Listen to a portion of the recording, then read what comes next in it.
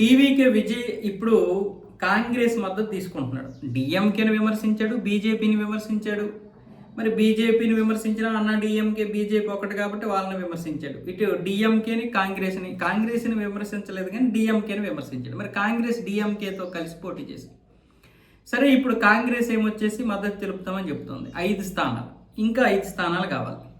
కానీ ఇప్పుడు అన్నా డిఎంకే ఏమంటుంది, మొత్తం మేము వస్తాము, మేము మద్దతు తెలుపుతామని చెప్తుంది అన్నా డిఎంకే.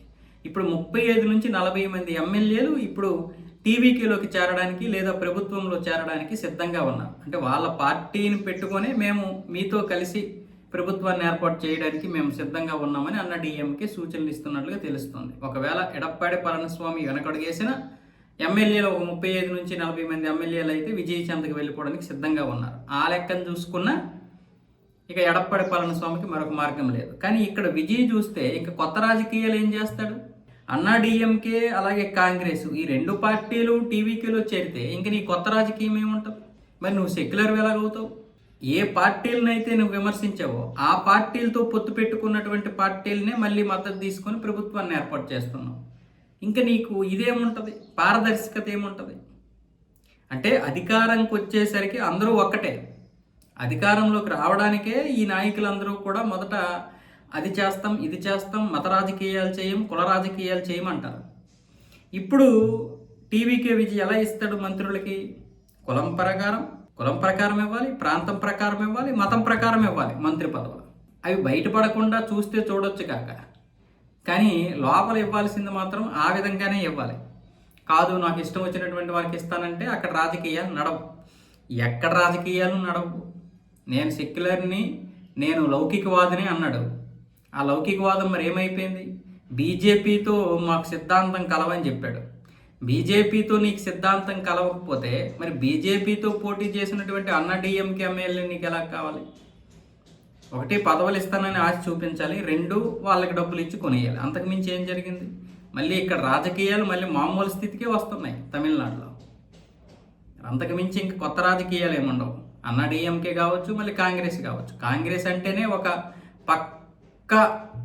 ఒక మతానికి మాత్రమే సపోర్ట్ చేసేటటువంటి పార్టీ. అది రాహుల్ గాంధీ కావచ్చు, రేవంత్ రెడ్డి కావచ్చు, సిద్ధరామయ్య కావచ్చు, ఖర్గే కావచ్చు, అందరూ చెప్పారు కాంగ్రెస్ అంటే ముస్లిం అంటే కాంగ్రెస్ అని. మరి అలాంటి పార్టీని ఈరోజు సెక్యులర్ పార్టీ అని చెప్పేసి మీరు దాంతో కలుస్తున్నారు. పోనీ మీరైనా మాత్రం ఎలా పరిపాలిస్తారో చూడాలి. మీకు చాలా ఎక్కువ మంది హిందువులే ఓట్లేసి గెలిపించారు. కానీ మీరు సేమ్ స్టాలిన్ లాగే సనాతన ధర్మాన్ని నాశనం చేసేస్తానని నీ సినిమాల్లో చూపించినటువంటి పైత్యాన్ని చూపిస్తే పాతాలని తొక్కేస్తారు ప్రజలు.